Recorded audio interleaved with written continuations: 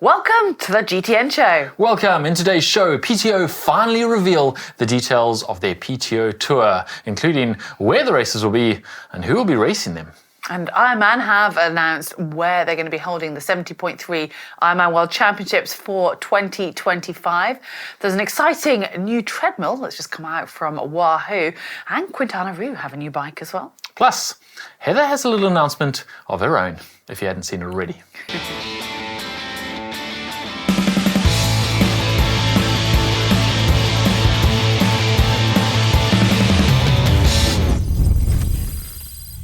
All right, we begin the show as usual with our React section, things we've spotted online. And Joe Skipper is at it again with his banter. Now, we never know quite how seriously to take Joe's posts. This was just a story, and it caught my eye over the weekend.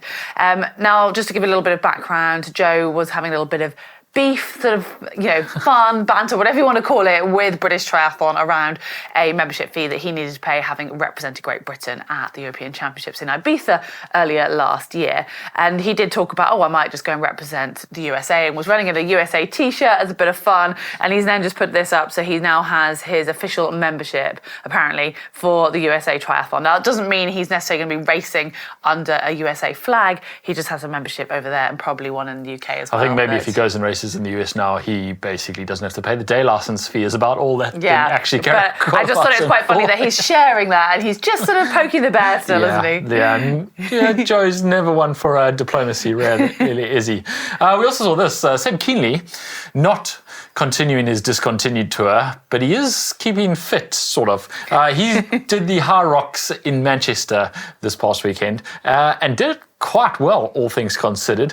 He put up a very funny post of him preparing. You can go watch that over there. I don't think we're going to play that on here, but very funny, very Sebby humour, hilarious. And then he spoke about how he's actually going to try this out. His cameraman was actually doing it, so he got into it when he was going to his last few events as a professional Ironman, and he thought he's got to try this.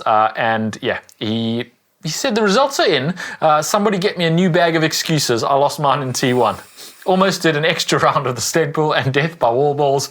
But yes, I want more. Sounds like he did enjoy it. He finished 10th in his age group and 27th overall, which is not too shabby for a first time. If you don't know, High Rocks is kind of this combination strength and endurance where you've got to run 1 kilometer and then do some kind of strength exercise, such as ski erg, sled push, sled pull, burpee jumps, etc. The runs kind of are natural for a triathlete, and obviously it's a multi-sport. But the strength work, maybe not so much. Joe Skipper did it recently, and now Sebby's also doing it. Definitely going to be something we're going to put on our to-do list. It was on my list for last year, but maybe later on. But I'm keen. I think I'll probably come off worse than Sebby did, to be honest. Work on that grip strength. It's important. Moving on, we've just spotted again on stories that Laura Phillip, she was on a training camp out in Fuerteventura, but she's now moved swiftly on to Nice, and she's been riding the Nice course, and it looks rather beautiful. So it's quite exciting to see her actually out there wrecking it already, and I think we're just going to see more and more pros out there, aren't we, as the year goes on. It looks pretty cold though, not really getting the full weather experience that you're going to have in September. Pretty cold in those mountains at the moment, but it'll definitely be warmer in September, and she'll know the course. Also, some new signings. We spoke last week about a few signings. Holly Lawrence has signed with Zoot, who interestingly is sponsor of her arch nemesis in triathlon, Ellie Salthouse. So they'll both be racing for the same team. And also Emma Pallant-Brown signing for De Boer wetsuits. So she'll be swimming in De Boer wetsuits this year. Yeah, cool to see new stuff coming out. Another post here from Jess Learmonth, who, with her sort of very dry northern humour, she said, rather than going up and down the duration, volume slightly stopped for these past 2 weeks. Basically, she's giving an update on her running. Now, the actual reel that she posted, she was just saying, I don't really know how to put together a reel like Instagrammers do, but here's what I'm doing, and I thought you might be interested. I'm interested, and it's really cool to see her sharing her journey and return, and still hope that she can get back to Paris. And really nice and opaque to see that. Yeah, return to fitness. Okay, we're also going to talk about the UTMB controversy. Just briefly, in case you've missed it, you can go and read up on it. But basically what happened was Kilian Jornet and Zach Miller sent out a secret email, if there's ever such a thing, private email, if any emails are private, and to the whole running community or all the elites in the running community, suggesting, sort of insinuating, not exactly telling them that they should boycott UTMB this year for various reasons, to do with disagreeing with how the sport was being run and how it was being grown, etc. around the world, and the new Ironman kind of ish qualifying series with stones, etc., and how they didn't quite agree with it.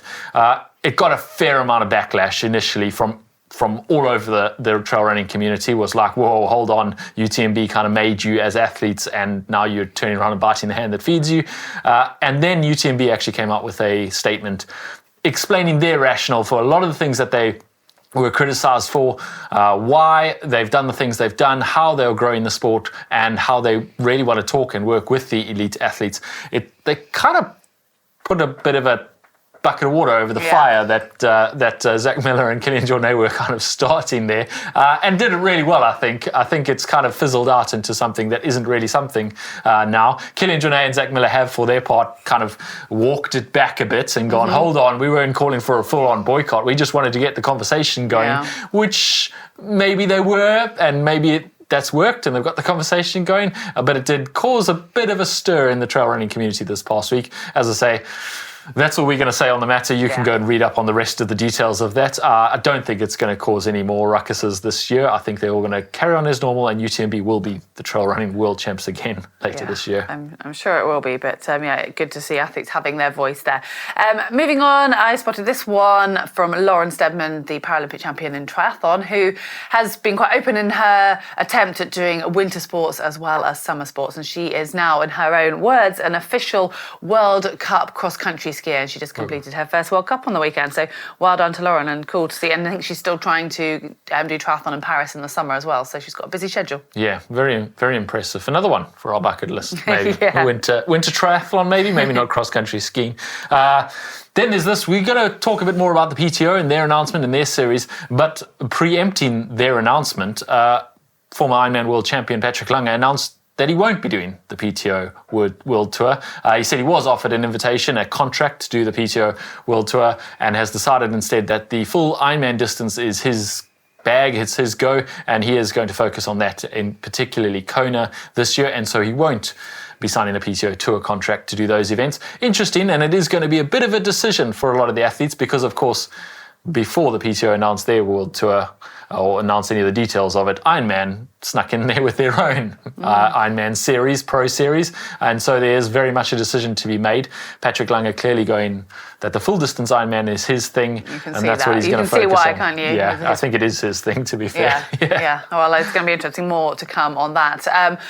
Just a quick post here we spotted from Daniela. It caught my eye because she says 2 years into my Zwift journey, and I hadn't really realised that she hadn't used Zwift much before 2 years ago. When I used to train with her, she used to stare at the wall. I mean, it's kind of a weird concept these days. Like, I feel like everyone's on Zwift, but she's already reached level 50, which I guess is no surprise, but she's just advertising that she's having some club rides. If you fancy joining Danielle, it might be the only chance you get to do so, and maybe keep up if it's banded, I don't know. Pretty cool. And then there's one more thing that we saw on social media. Okay, we didn't see it on social media. We knew she had posted. We knew already, but a certain someone has a special announcement. Do you want to tell them? Yeah, I think I probably should, because a few of you have noticed that when riding in my cycling kit, there's a little bit of a bump, and it's not just a large Christmas dinner that's still hanging around.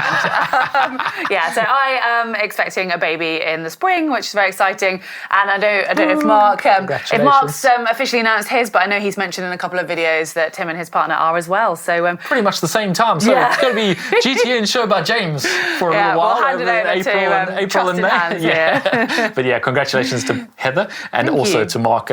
Very exciting times here in GTN. We may have a whole triathlon team soon out of our team. Catch up with yours, I think. Also, yesterday, the PTO made a big announcement of the PTO World Tour Series, and I was there to get all the lowdown. I bet you weren't expecting me. Well, James did go to London and supposedly went to the PTO launch event, but apparently there were some SD card issues, or that's his story anyway. Sure you had a great evening, James. Anyway, I'm going to be jumping in to give you a little update on this rather exciting PTO series. Now, this has obviously been much anticipated, and it must be said, much delayed. But we have the details of what promises to be a pretty exciting race series and a pretty big step towards PTO's goals of developing the sport of triathlon. Now, we'll be actually discussing all the details on what it means for the pros and for triathlon in general next week in the GTN show. But for today, let's run through the main details. Now, it's going to be called the T100 Triathlon World Tour, and it will consist of 8 100-kilometer races around the world. Think WTCS, but over 100 kilometers, not Olympic or sprint distance. In fact, that is exactly what it is, because the World Triathlon have officially sanctioned the series as, quote, the official World Championship Tour of long distance triathlon. And in fact, it's enough that the current Ironman world champion, Lucy Charles-Barclay, is committed to this instead of defending her Ironman World Championship title in Nice in September. And it won't just be the professional athletes who will get the opportunity to race at the T100 Triathlon World Tour, announcing mass participation races for amateurs at most of the events. These mass participation races will obviously give the amateurs the chance to compete on the same spectacular courses as the pros, as well as watch the best triathletes in the world up close and personal. Now, full details on the entry process for these amateur events will be shared alongside the announcement of the T100 Grand Final. Now, let's talk money. So each race will have $250,000 prize purse, $25,000 for the winner, so $2 million across the series, with the series winner, the T100 Triathlon World Champion, taking another $210,000 from the overall prize fund of another $2 million. And when you add in the athlete contract fees, the total PTO is giving the pros from this series $7 million in 2024. Wow. So the details of the 8 races for these locations. So 9th to 10th of March, we have Miami. 13th to 14th of April, Singapore. California in June, TBC on the date exactly. 27th to 28th of July, London. 28th to 29th of September, Ibiza. 19th to 20th of October, Las Vegas. 16th to 17th of November, Dubai. And 29th to 30th of November, the grand final. Yet to be announced a location, but stay tuned. And the athletes, well, all the women's top 15 on the rankings, plus a few notable additions, Taylor Spivey and Flora Duffy. And then on the men's, includes most of the top 15 with a few notable absences. We already mentioned Patrick Langer will focus on the full distance and Kona. Also missing, presumably focusing on Olympic gold, is Christian Blumenfeld, although we'd assume if he asked, they would probably find a wild card for that Tokyo gold medalist. Additions will be Alistair Brownlee, Max Newman, Martin Van Riel, and Javier Gomez, which should make some pretty exciting racing. Now, this is clearly more than just a Collins Cup event or even injection of some cash. This is a big shift in the entire triathlon landscape, and we're very excited to be following it. Now, talking of big shifts, we have also just found out that Ironman Group have appointed a new CEO. Now, Andrew Messick revealed last July that he would be stepping down after 12 years as CEO. He will be handing that role over to Scott Deroux. Now, Scott Deroux actually joins from Equinox, which is a global lifestyle brand and health and wellness business, where he served as president. Now, at Equinox, he oversaw 107 fitness clubs, a connected fitness platform, a large personal training and coaching practice, and digital commerce and digital properties. Now, he has actually got some notable endurance accomplishments too, although nothing yet in triathlon, but hopefully watch this space. He's completed the 250-kilometer Gobi March ultra marathon, but mountaineering really seems to be where his passion lies, reaching the summits of Everest, Denali, Elbrus, Vincent, and Aconcagua. That's a bit of a mouthful, isn't it? And he's also led teams to the highest point in Africa, Mount Kilimanjaro. Now, he has said, I am honoured to join and lead this purpose-driven organisation that for 45 years has consistently tested the boundaries of human achievement and underscored the belief that anything is possible. My life has been deeply enriched by being part of the global endurance community, and I feel incredibly fortunate to lead the Ironman Group in its mission to inspire people to be the best versions of themselves through testing the limits of their physical and mental strength. Wow, pretty big statement. Anyway, that's enough from me. Back to team. Well, James, thanks for making the trip to London. Great to have you back. Yeah. And some exciting news there. As we mentioned in the intro, there's also been an announcement from Ironman for their 70.3 Worlds for 2025, and that's surprisingly quite late on in the season again, but I guess it's trying to fit everything in, isn't it? They are holding it on the 8th and the 9th of November in Marbella in Spain, so it could be a little bit chilly by then, but I guess it's just trying to find a slot in that calendar. Yeah, another long season next year it looks like, although not as long as this season, because this year it's in New Zealand, the 70.3 World Champs, and that's only the beginning of December, but still, November for the 70.3 World Champs. If you are planning to qualify, now you know where you're going to be going in 2025. I think there's worse places in the world than the south of Spain and those beaches. Yeah, you never know. We might be able to pop over and I think make we some videos definitely there. should put that on the to-do list. All right, now it's time for What the Tech, and this is some exciting tech if you're into running and treadmills. Wahoo has released their Kicker Run. Well, they haven't actually released it now. It's going to be released later on in the year, but it's been kind of released or kind of teased out there. DC Rainmaker actually made a really interesting video all about it. He got to run on the treadmill, and it's got some pretty interesting new features, including all the things that you need from a treadmill, like super speed. It can go up to, I think, 2 minutes 30 k or 4 minutes per mile, which Won't is be limiting us. Which is fast, faster than most triathletes are going to need, let's be honest. It also has an incline all the way up and 3% incline down, so you can run downhill on it, and it will automatically do that based on like Zwift Run. It can connect to Zwift Run. It can automatically change uphill and downhill. But then it gets even better. I guess here's the kicker. Let's see what it did there.